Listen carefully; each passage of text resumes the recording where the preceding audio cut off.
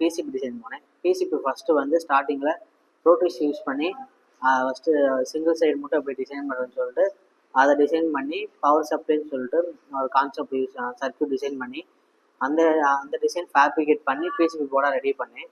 Next வந்து அதோட அடுத்த லெவல் வந்து ஆல்டின்னு சொல்லி சாஃப்ட்வேர் இருக்குது.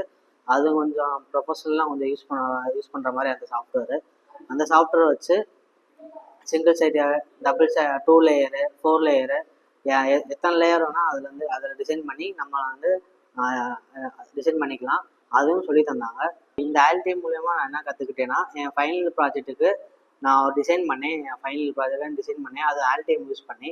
ஸோ அதுதான் அந்த டிசைனு.